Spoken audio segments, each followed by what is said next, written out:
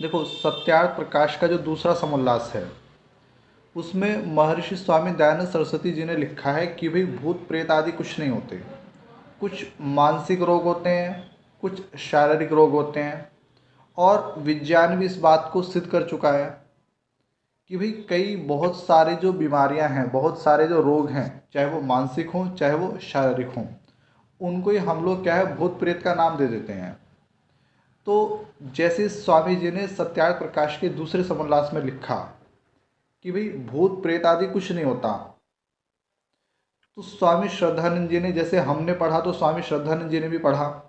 और स्वामी श्रद्धानंद जी की एक बड़ी विशेषता थी कि जिस चीज़ को भी वो स्वीकार कर लेते, फिर उस चीज़ को वो अपने जीवन के अंदर जो है ना इम्प्लीमेंट करते थे। ऐसा नहीं है कि मतलब उन्होंने चीज़ों को पढ़ा और पढ़ के बस खत्म हो गया। जैसे हम लोगों के उसमें देखा जाता है, हम पढ़ लेते हैं और पढ़ने के बाद में चीज़ें जो है भूल जाते हैं। लेकिन स्वामी श्रद्धानंद की विशेषता क्या थी, जो पढ़ा उसको फिर वो व्यवहार में भी लेकर आते थे। तो सत्यार्थ प्रकाश के दूसरे समोल्लास में ऋषि ने भूत प्रेत आदि के बारे में बताया है कि वो कुछ नहीं होते। और ये भी कहा है कि माता पिता आचार्य जो है उनका ये धर्म है कि जो गलत चीज़ें हैं, चाहे वो भूत प्रेत है, चाहे वो जन्म कुंडली आदि है, चाहे वो गुरुडम आदि है, फलित ज्योतिषी आदि है, सबके बारे में बचपन में ही बता देना चाहिए। तो मैं स्वामी श्रद्धानंद जी के जीवन की एक ऐसी घटना का वर्णन करता हूँ जिसे सुनकर आपको अच्छा भी लगेगा और आपको कहीं ना कहीं एक हंसी भी आएगी। तो स्वामी श्रद्धानंद जी के जो पिता थे, उनका नाम था नानकचंद। नानकचंद जी जो थे वो अंग्रेजों की अंग्रेजों के अधीन जो सरकार थी उसके अंदर एक अफसर थे। बरेली के अंदर वो नियुक्त थे। तो जब उनका रिटायरमेंट हुआ तो वो अपने पैतृक गांव आ गए, तलवन जिसको कहते हैं। तलवन के अंदर जब वो आए, और आपको एक बात का पता है, जब भी छुट्टियां होती हैं तो बच्चे कहाँ जाते हैं, बताओ? छुट्टियों में बच्चे कहाँ पर जाते हैं? घूमने जाते। नानी के यहाँ जाते घूमने हैं। घूमने जाते हैं, अपने नाना नानी के यहाँ जाते हैं। तो स्वामी हाँ। श्रद्धानंद जी जो थे वो तो जालंधर रहते थे।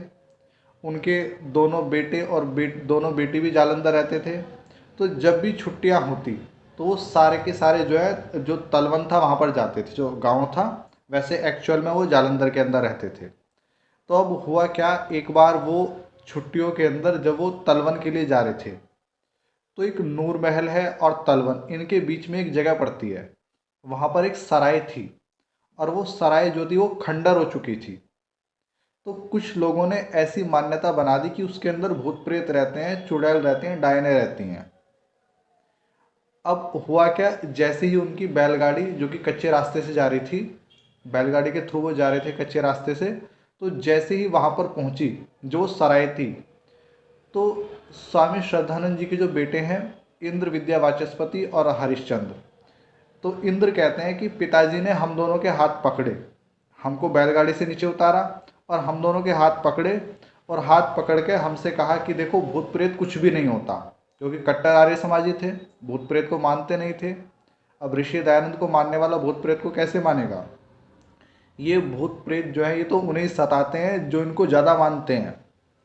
वो लोग तो करते क्या है, वो लोग रास्ते में जाते जाते भी जो है ना 10 बार तो पीछे मुड़ के देखते हैं कहीं कोई पीछा तो नहीं कर रहा। लेकिन जो ऋषि दयानंद को मानने वाला है, वो कभी भी इस प्रकार के भय से भयभीत नहीं होगा। क्योंकि उसको पता है ना कि जब परमात्मा मेरी सहायता करने वाला है, फिर कोई मेरा क्या बिगाड़ सकता है। तो मुंशीराम यानी स्वामी श्रद्धानंद जी, उन्होंने दोनों बच्चों के हाथ पकड़े और कहा कि चलो मैं तुम्हें इस खंडर के अंदर लेकर जाता हूँ और तुम्हें दिखाता हूँ कि भूत प्रेत कुछ भी नहीं होता, लोग वैसे ही ये विचार करते हैं। तो उस समय एक बड़ी मज़ेदार घटना हुई।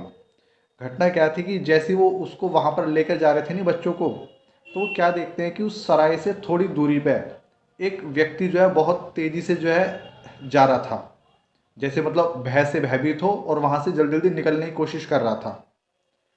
तो मुंशी राम जी उसको पहचान गए। मुंशी राम जी स्वामी श्रद्धानंद जी का ही नाम था।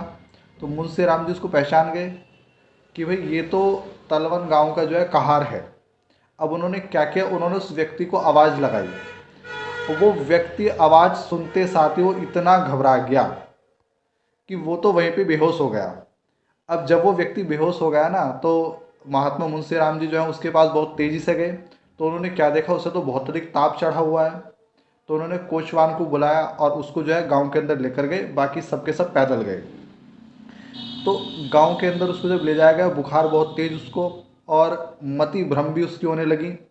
मतलब वो ऐसी बड़बड़ा रहा कि देखो मैंने डायन को देखा है जिसकी आंखें लाल लाल थी और जिसके मुंह से आग निकल रही थी, उसके पैर भी उल्टे थे। तो इस तरह वो करने लग गया।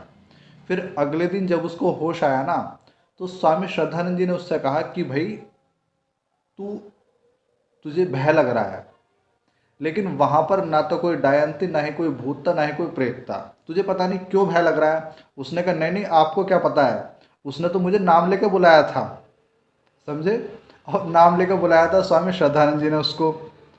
तो मतलब उस व्यक्ति ने जो है यही कहता रहा वो कि नहीं नहीं, मुझे किसी ने नाम लेकर बुलाया और मैंने पीछे देखा तो एक डायन थी, मुझे खाने के लिए आ रही थी वो।